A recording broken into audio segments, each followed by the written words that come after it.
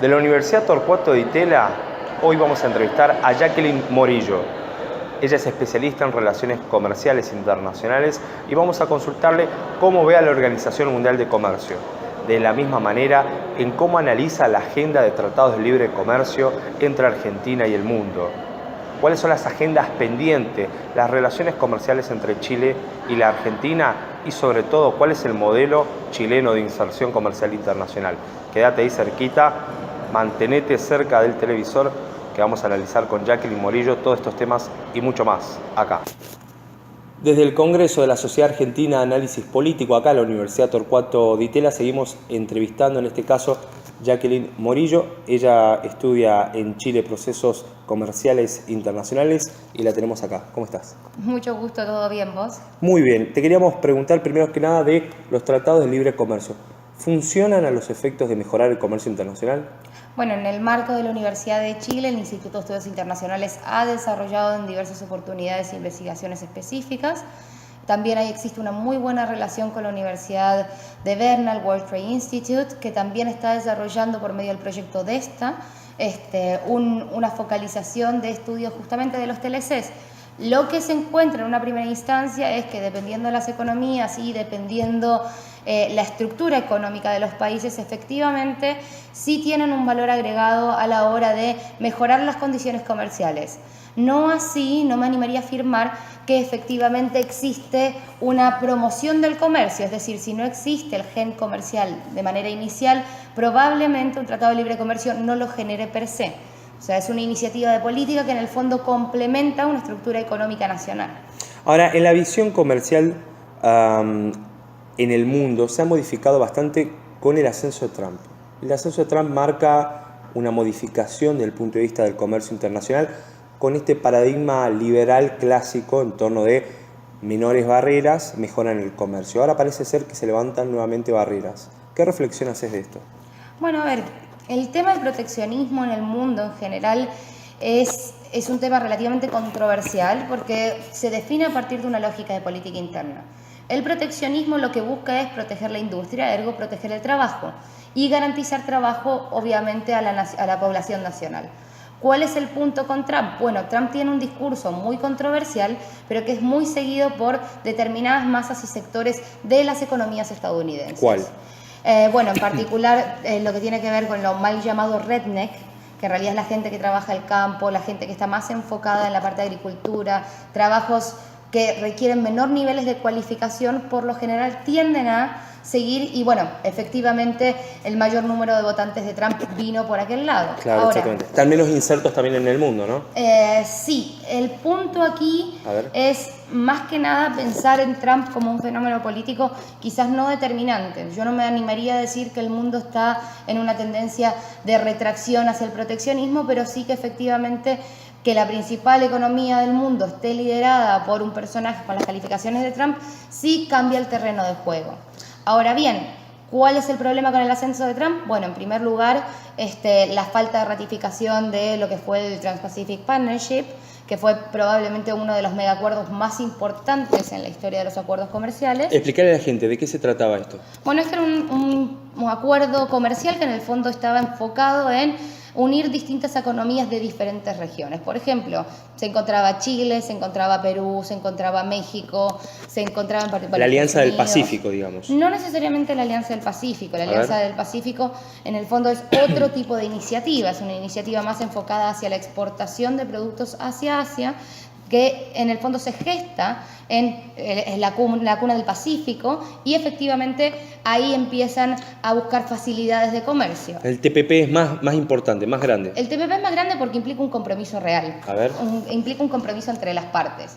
Lo que sucede con el TPP es una iniciativa que empieza en función del P4 y efectivamente este P4, que es un grupo de 4 países de distintas regiones, definen efectivamente la firma de un acuerdo comercial en la cual se van incluyendo distintas economías relevantes, entre ellas Estados Unidos, Japón, Brunei, etc. La gracia de este acuerdo es que involucra un porcentaje muy grande del Producto Bruto Interno mundial y efectivamente tiene un nivel de concesiones que en muchos casos, como por ejemplo para el caso de Vietnam, va por sobre las expectativas comerciales, es decir, la normativa laboral, la normativa ambiental, la normativa en inversiones, en el marco de propiedad intelectual que se involucra en el TPP, en algunos casos supera los acuerdos previos. Con una agenda bastante amplia, pero que sin embargo cayó. Sí, efectivamente, bueno, yo no sé si diría que cayó, sino que se encuentra estancado en un proceso de ratificación. El TPP se firma el año pasado y efectivamente se espera un proceso de ratificación. ¿Qué fue lo que sucedió desde el ascenso de Trump? Bueno, efectivamente, un proceso de ratificación implica que los congresos nacionales deban asumir el compromiso a nivel internacional. Cuando asume Trump, Trump dice, efectivamente, nosotros no vamos a trabajar esto en el Congreso. Entonces, en el fondo y en lenguaje sumamente coloquial, queda cajonado.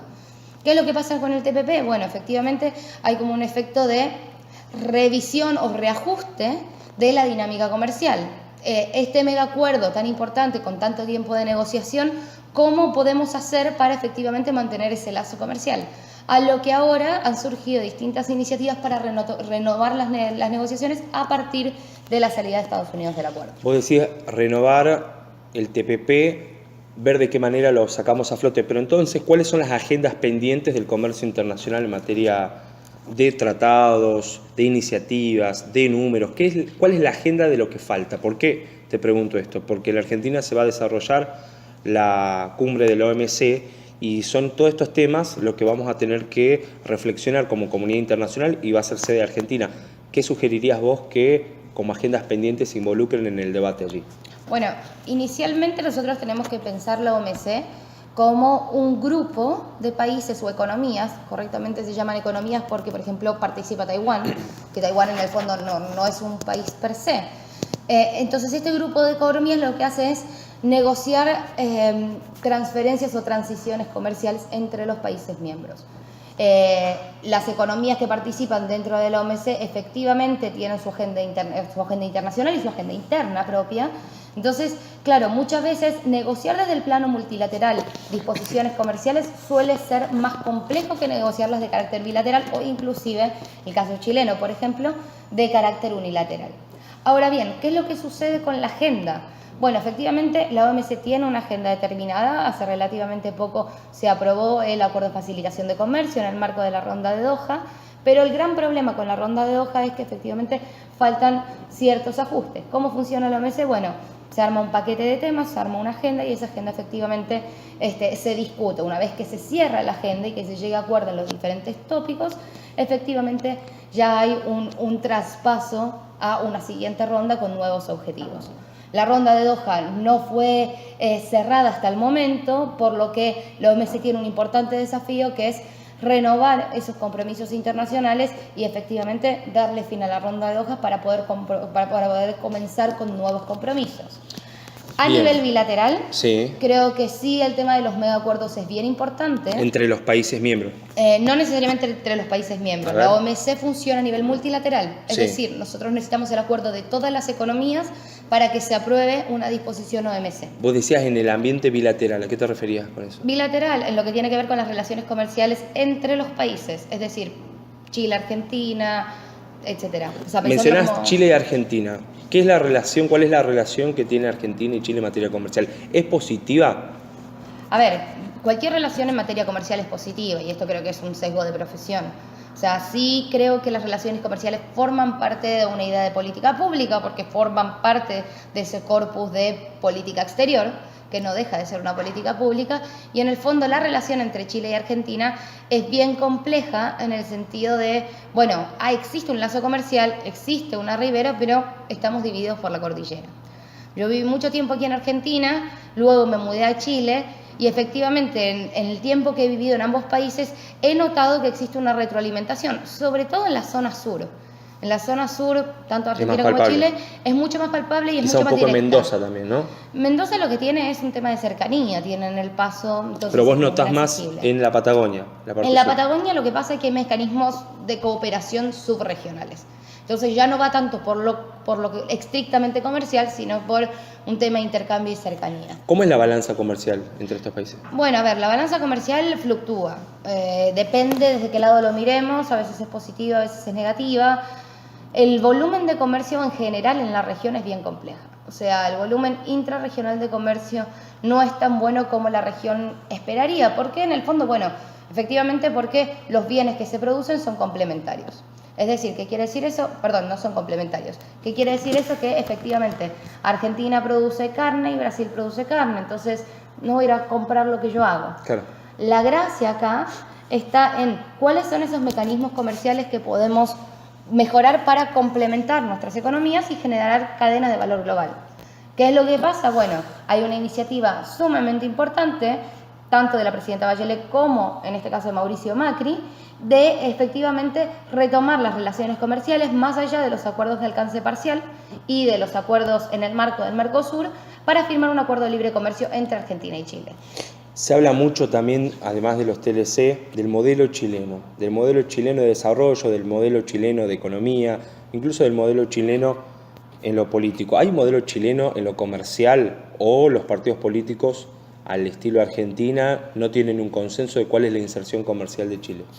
Bueno, a ver, el modelo comercial chileno está sumamente arraigado. En el año 1970 aproximadamente comienza a desarrollarse este modelo, se consolida en el año 83 y en el año más o menos de la década de los 90 se definitivamente cierra con la firma de acuerdos comerciales. Más allá de que gobierne la derecha o la izquierda, a mi juicio en Chile existe un relativamente fuerte consenso acerca de la liberalización comercial. O sea, el concepto de globalización está muy inmerso en la sociedad chilena. Inclusive los sectores más radicales de izquierda van a apoyar efectivamente esa idea de liberalización comercial. ¿Por qué? Porque en el fondo la estructura, la matriz productiva chilena te determina que en el fondo eso sea como la opción viable más allá de la exportación de cobre. Entonces, claro, Chile tiene una balanza de pagos que en el fondo responde a ese modelo económico. Yo creo que comparado con el caso Argentina, hay infinitas diferencias. O sea, yo no sé si Argentina podría tomar la receta de Chile como una receta viable. ¿Por qué? Bueno, en el caso argentino existe, primero la población es el doble. O sea, partiendo por la base que tenés que garantizarle trabajo al doble de tu población. Yo personalmente creo que el comercio es un mecanismo sumamente fructuoso para el desarrollo en particular de temas de calidad humana, calidad de vida, desarrollo humano en particular, pero sí creo que en el caso argentino hay que tomarlo con un poco más cuidado que el caso chileno. El caso chileno fue posible, bueno, en primer lugar porque se hizo bajo un gobierno de facto, el primer paso, entonces no había una oposición viable al modelo, porque en el fondo, bueno, sabemos cómo funcionan las lógicas de los gobiernos de facto. Y en segundo lugar, porque al estar tan consolidado y con tantos compromisos internacionales, nos encontramos efectivamente con un Chile mucho más abierto a la globalización. En el caso argentino es más complejo, o sea, el intento de arraigamiento de reforma en los 90 podemos decir que fracasó. ¿Por qué? Porque se sigue con un modelo relativamente proteccionista, con un Estado que busca ser un Estado de bienestar. Si bien hay ciertos desafíos de cambiar la estructura del modelo, obviamente no es algo de corto plazo. Sí creo que Argentina tendría que promover esa idea de relacionamiento con el mundo, siempre y cuando con un poco más de cautela por estas iniciativas que hablábamos al principio de el resurgimiento de este tipo de personajes particulares como Trump, el Brexit también termina afectando. Y la población, y la cantidad de población a la cual tenés que darle trabajo. Y efectivamente una lógica de cuáles son tus recursos internos y tu matriz productiva. La última, del 1 al 10, ¿cómo calificás la gestión desde el punto de vista comercial de la presidenta Bachelet? Yo creo que la gestión desde el punto de vista comercial no es un tema neto de Bachelet. O sea, no es un tema neto que refiera a ella en particular, porque en el fondo los compromisos están... es que es algo más estructural. O sea, pensar en comercio internacional en Chile, o pensar en un Chile sin comercio internacional, es imposible. O sea, un Chile sin comercio internacional se está retrocayendo a los 70. Entonces, está tan arraigado en el modelo productivo, en el modelo económico, en el modelo incluso social. O sea, esa idea de reforma de mercado arraigada no se puede modificar en función al color político. que es el gran desafío que le veo a Argentina para poder promover... Donde acá particularmente tenés que analizar puntualmente cada administración política, y a veces la misma administración política tiene contradicciones en su seno entre una primera parte y una segunda parte. Así que bueno, muchísimas gracias. Sé que se te está yendo el avión, así que te voy a agradecer, Jacqueline, por venir acá y comentar un poco de lo que estás trabajando. Muchísimas gracias a ustedes y bueno, estaremos cruzándonos en la próxima conferencia SAP. Por supuesto. Nosotros nos volvemos a encontrar desde la Universidad Torcuato Di Tella en el Congreso de la Sociedad Argentina de Análisis Político para otro capítulo de Política Exterior, Comercio Internacional y toda la actualidad.